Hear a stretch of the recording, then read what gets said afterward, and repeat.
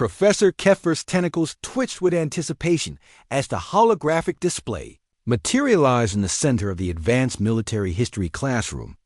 The three-dimensional battlefield stretched across the room, complete with tactical markers, troop movements, and atmospheric readings from that fateful day on Kepler 442b. Today we examine the Battle of Crimson Ridge, the Zephyrian instructor announced, his voice carrying the reverence reserved for legendary conflicts. A pivotal engagement that turned the tide of the Third Colonial War. The mixed class of cadets from across the Galactic Defense Academy leaned forward. Reptilian saurians, crystalline vorthic, the ethereal whisperfolk, and several other species filled the tiered seating. In the back row, barely noticed by most, sat Marcus Ching, one of only 3 humans in the entire academy. The hologram began its replay. Explosions bloomed like deadly flowers across the simulated landscape. Energy beams carved through the air while ground forces advanced under withering fire. The battle was a masterpiece of tactical complexity, studied in military academies across 17 systems. Observe the coalition forces' initial assault, Professor Keffer narrated, manipulating the display with practiced ease. The hegemony defenders held superior positions, but see here, he highlighted a section of the battlefield. Something changed. The casualty reports show an impossible survival rate among coalition wounded. Medical evacuation times that defy all tactical doctrine. Scarab-like Cadet Jixtal raised a chitinous appendage. Professor, our analysis suggests the medical units operated with near supernatural efficiency.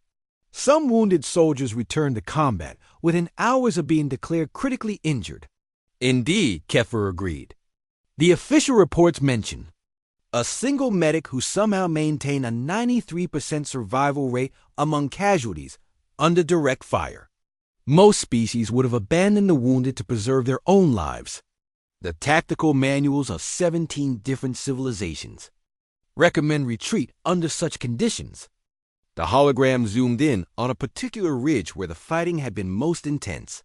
Bodies littered the ground, while energy weapons turned the air itself into a killing field. In the chaos, barely visible figures could be seen dragging wounded soldiers to safety. The mystery deepens here, the professor continued. Thermal imaging shows one individual, a red dot, appeared on the display, moving between wounded combatants with complete disregard for incoming fire. Analysis suggests this person remained in the open for over 14 consecutive hours. A collective murmur rose from the cadets. Such behavior was beyond reckless. It was incomprehensible to most galactic species, whose survival instincts were finely tuned by millions of years of evolution. The hegemony forces eventually nicknamed this unknown medic Death Thief, Keffer added. Their own soldiers reported that wounded coalition troops would cry out a single word, "Doc," and somehow, impossibly, help would arrive, the Saurian.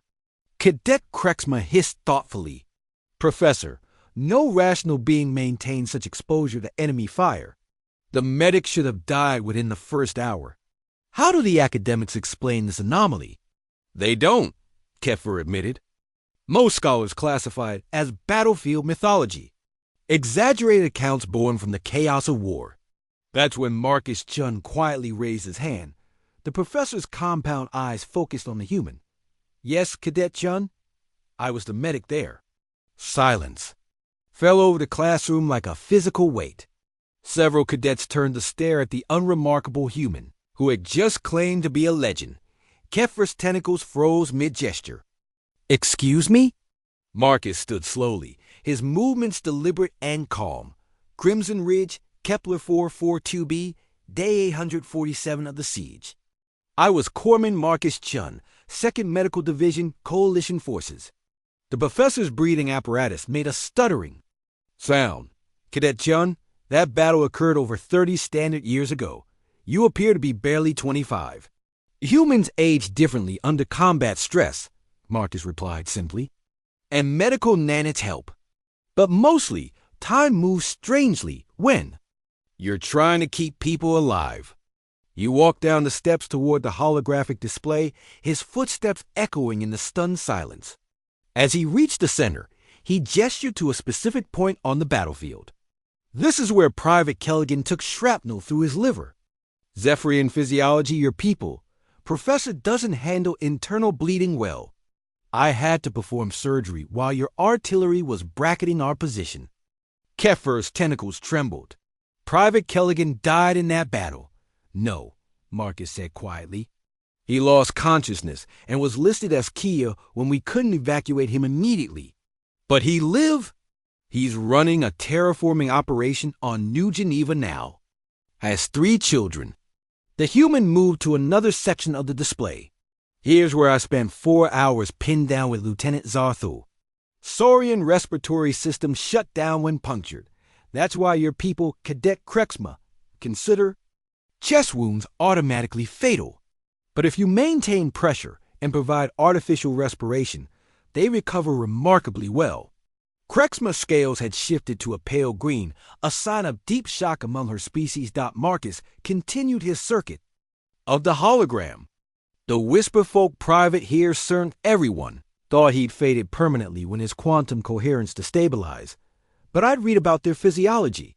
Sometimes you can coax them back if you modulate electromagnetic fields at the right frequency. That's impossible, whispered one of the Whisperfolk cadets, their form flickering with distress. Most species would have given up, Marcus agreed. But humans, we have a problem with accepting impossible. He smiled grimly. We also have a problem with leaving people behind. Professor Keffer slowly manipulated the hologram, zooming in on the thermal signature they discussed earlier. The individual, who remained exposed for 14 hours. Gunnery Sergeant Williams called me an idiot for staying out there, Marcus confirmed. But every time I thought about taking cover, I'd hear someone calling for help. Humans have very sensitive hearing when it comes to pain. The survival rate, Keffer began. 94.2% actually, Marcus corrected. We lost Jenkins, Thorak, and Zilenev. I still remember their names. His voice carried a weight that made several cadets shift uncomfortably. Humans remember the ones they couldn't save. The classroom remained utterly silent as Marcus returned to his seat. Finally, Cadet Jigsaw spoke up, his voice barely above. A whisper. How do you bear it? The knowledge that you could have died at any moment? Marcus considered the question carefully. Fear isn't the absence of courage. It's acting despite the fear. And when someone's dying, fear becomes ... secondary. Humans have this peculiar trait. We value other lives more than our own safety. Professor. Keffer slowly deactivated the hologram. Cadet Chun, you've just provided first-hand testimony about one of the most studied battles in modern military history. Yes, sir. The academic implications alone are less important than the practical ones, Marcus interrupted gently. Every cadet in this room will someday face a choice between their own safety and their duty to others. The Battle of Crimson. Ridge isn't about tactics or strategy. It's about what happens when someone refuses to abandon their post, even when logic demands retreat. He looked around the classroom, meeting the eyes of each cadet in turn. Humans aren't special because we're fearless. We're ordinary because we're terrified most of the time. But we've learned that courage isn't about being unafraid. It's about being afraid and doing what's right anyway. And that, he concluded, is a lesson worth studying. As the class filed out in contemplative silence, Professor Keffer remained behind, staring at the space where the hologram had been. After 30 years of teaching military history, he was just beginning to understand the most crucial lesson of all. Sometimes the most important battles aren't won by superior tactics or advanced technology, but by someone who simply refuses to give up on the people counting on them. In the back of his mind, he made a note to revise his curriculum. Some lessons, he realized, could only be taught by those who had lived them.